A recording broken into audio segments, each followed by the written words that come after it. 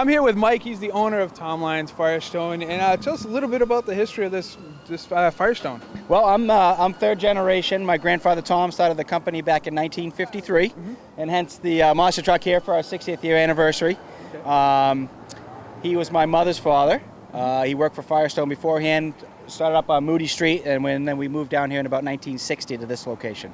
Okay. Been here ever since. Wow, yeah. It's one of those icons in Waltham. Anytime you go down Lexington Street, you're going to run into the Tom Lyons Firestone. So you've been here for 60 years. You've probably seen everything and anything as far as cars coming in. Have you ever seen a monster truck like this here? No. The only other time was at our 50th anniversary. We had BIGFOOT here also. But wow, it's a great draw. It's great for the community. People coming down, checking it out. You get up nice and close to it and touch it and feel it and climb on it, which is great. Yeah, it is really cool. So you guys have been in business for 60 years. So you've been a Waltham establishment for that whole time? For that long, yes. We've been right here in Waltham that whole time, which is great. Waltham's been a great community for us, and they've supported us very well, and we like giving back what we can in the community. That's awesome, man. Well, again, hopefully you have another 60 years, 100 years ahead of you. That's right. Again, seeing this truck here, it's amazing. There's a ton of cars here. Muscle cars are even pulling in here. So, and man, thank you so much, and happy anniversary. Thank you. Thanks very much.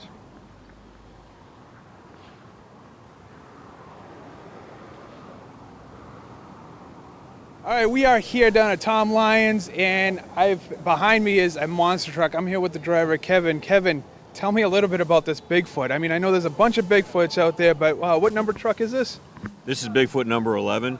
There's 11 fully active BIGFOOT trucks that go out and do displays and car crushes and full competitive racing. And we still got the BIGFOOT number 1, the original BIGFOOT. It still goes out and does stuff. We got BIGFOOT number 5, the one with the big 10-foot tall tires. Yep. Actually, it sits in front of the shop, but it's going out in the end of August. It's actually going to do some kind of promotional thing out in Nevada, I think it is, or something. BIGFOOT also has the one and only electric monster truck, full electric monster truck. It can compete with these regular gas-powered monster trucks, and it's pretty cool. And they're just building their 21st monster truck right now. So there has been a total of 21 BIGFOOT monster trucks. Wow, so and this is number 11. What engine's in this thing to power this monster truck? It's a Ford. It's a 429 SVO block that's punched out to a 572, blown and injected in alcohol. Puts out about 1,400 horse. 1,400 horse, my God. Suspension-wise, I mean, this thing, because it is a monster truck, and you have to crush cars for a living. A little bit about the suspension? Yeah, this one here has all the modern technology. It's got triple bypass shocks. It's got like 24 inches of travel in the shocks. And like I said, it's got a full suspension chassis, the four-wheel wet brakes. BIGFOOT's one of the only ones that has four-wheel wet brakes. So they also go fast, but they stop really well. Yeah, I mean, I've seen these things in action, and they do go pretty quick for such a huge truck.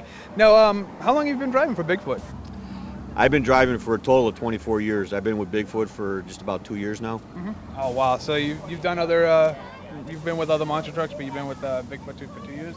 Yeah, I owned my own trucks for 20-some years. I drove on Monster Jam for 3 years, and then I hooked up with BIGFOOT. Last night I drove by here. Tell them a little bit about where you had to park this thing last night, because it's just amazing the size of this. The garage barely fit in there last night. Yeah, I'm lucky. When we do these displays, a lot of places don't have a big enough spot, but here at Tom Lyons, they have a 12-foot door, so we were able to squeak it in the door, so I didn't have to change tires that night.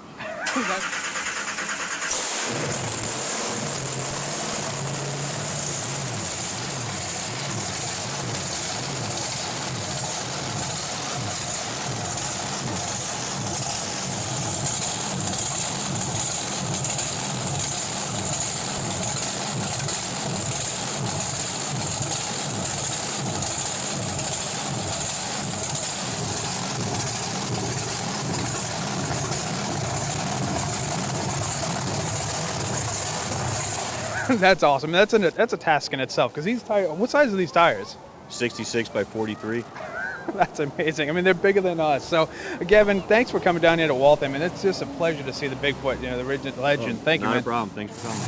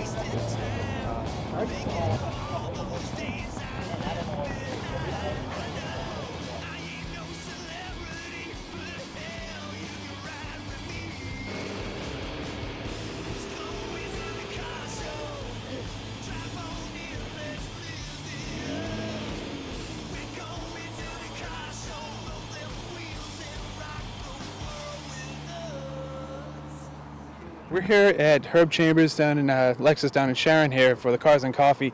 I immediately saw this car, and it's beautiful. It looks pristine. Tell me what year this 300 is. This is a 1959 Chrysler 300E coupe. Chrysler made 550 of these and sold them in 1959, and there were 140 convertibles to that model.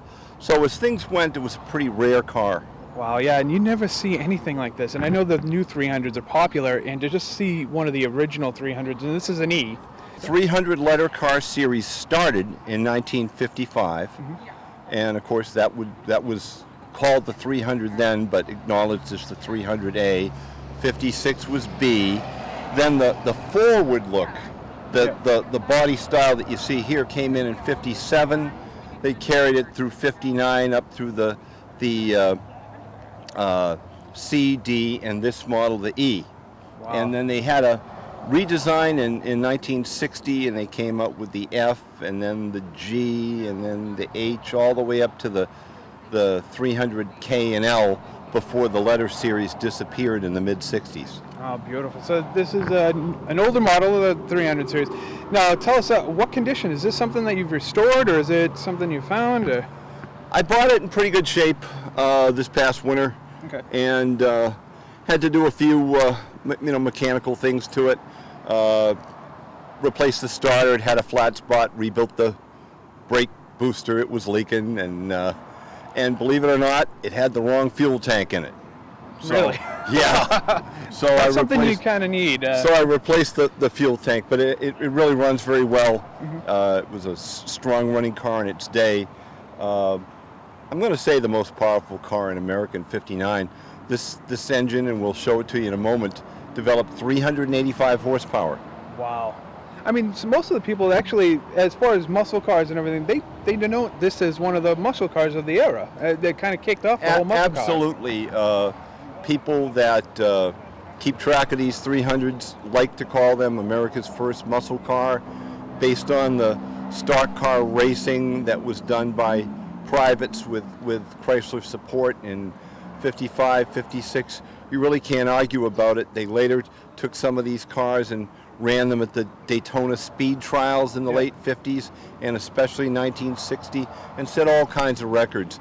Even after Pontiac and some others started dominating NASCAR, Chrysler was just satisfied with just showing these things off for what they could do, in terms of records and things like that. Daytona was the place back then. Boy, did they set them. And this is a large car. I mean, this is something that's not a small car by any means. And it's got the beautiful fins on the back. Pure luxury car on top of it, not just a muscle car, but inside. Tell us a little bit about the inside of the interior. Well, the interesting thing about this is that it is very luxurious. It has a perforated leather, push-button automatic transmission. It was a cable-mounted unit that Chrysler had in all of its models. Okay. And they had their torque flight automatic transmission. One of the features of this car that was pretty unique, and this was the first model year for it, was the tilting seats that swung out when you unlocked them for ease of entry and exit. I think they were trying to appeal to the folks that like something unique and maybe to help women get in and out of cars with longer skirts or whatever in the day. Yeah. But it's an interesting feature. Both seats, they're not separate buckets. They're on a single frame. Oh, well, so yeah, when you I can see move the it, car, yeah. so when you move one, they both go forward. Man, you don't find that on new cars anymore. I guess you can't have them as a safety feature, but tell us a little bit about the engine also. Okay. Let's see if we can take a look at it. As I said, this is Chrysler's 413 wedge motor, first year for it, and you got basically dual quads, pretty understated, but good for 385 horsepower. The reputation of these cars was that it was the banker's hot rod. Oh. That was the nickname. Right, and this thing is a massive engine, and it has the horsepower to back it up, basically. And this thing looks pretty much all original. It's got all the stickers. It's got all the markings. It's a very nicely done car. Well, thank you. It is the kind of car that can snap off the miles when you're on the highway. Pretty long wheelbase. I think it's 126-inch wheelbase. Comfortable car. Front torsion bars, as was Chrysler's, the way they did things in the day. Leaf springs in the rear.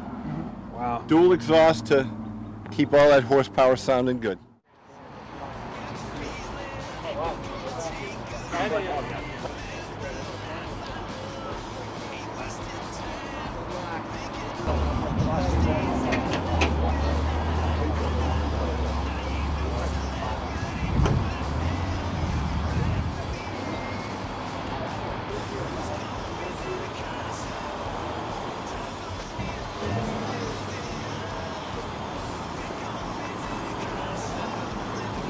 All right, guys, I heard this car come in, and immediately I said, oh, it's a CTSV, but then it got bigger and bigger and bigger, and I was like, this isn't a CTSV.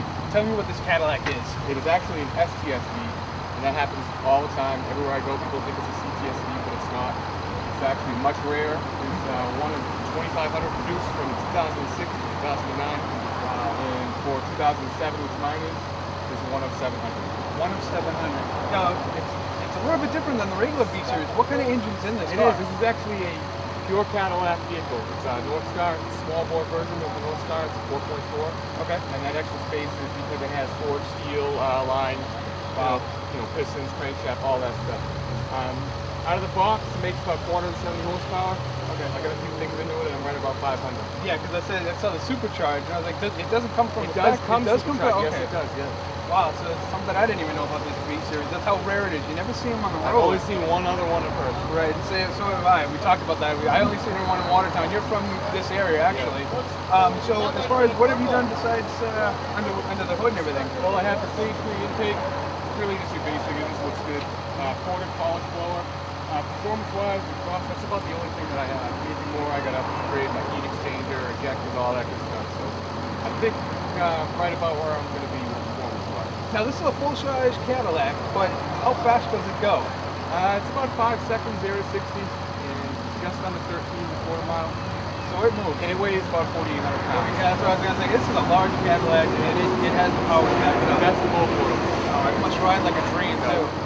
But again, thank you for, you can hear, we're going to pan around this so you can hear this Cadillac. It's a beautiful car. Thank you again for the interview. You're very welcome. Appreciate it.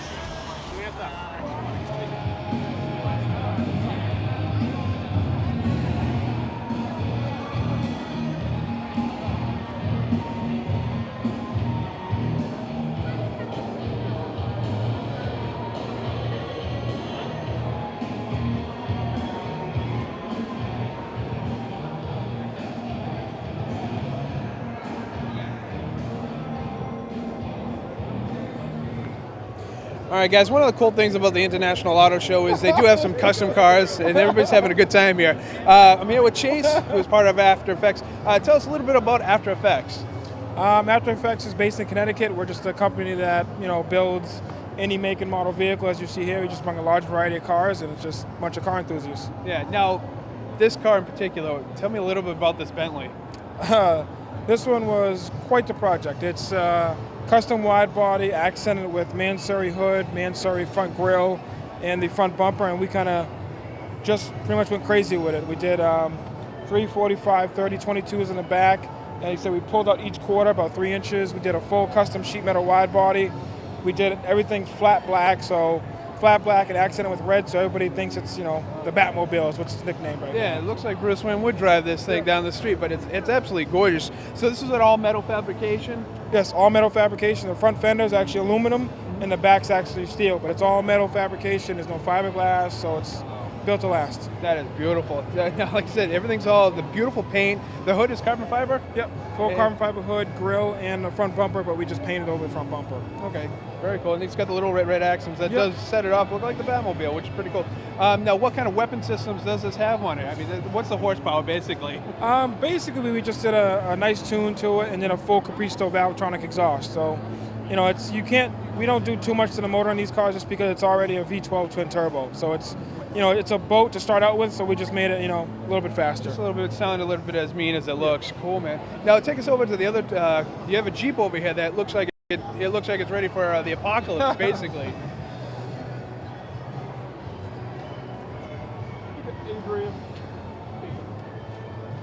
You can do everything in this Jeep. You can eat. You can do anything because it looks like it's built for almost everything. So tell me a little bit about this. I've seen this in a couple of places. Yeah, we debuted the Jeep at the New York Auto Show last year. It was a huge hit. You know, everybody loved it. You know, four-door Jeeps nowadays are becoming very popular. Yeah. A lot of our clients, you know, have the big high-end vehicles and also have the Jeeps because it's just, you know, it's popular.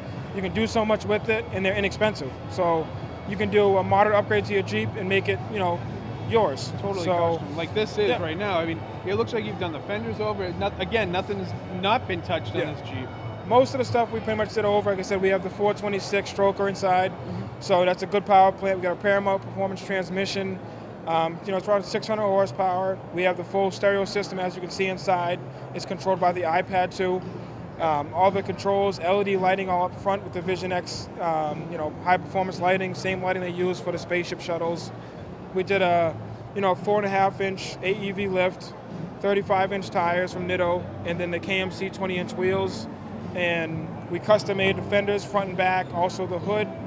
We did the Rockside Engineering front and rear bumpers, full, you know, just crazy custom stereo system with, you know, wakeboarding speakers on the top. So when it does go out in the woods or the beach, it's pretty much a full-on concert.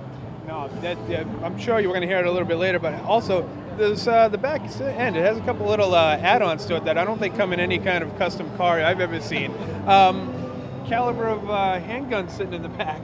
Yep, we get asked that a lot. The handguns are not real. Right. They're just there for display.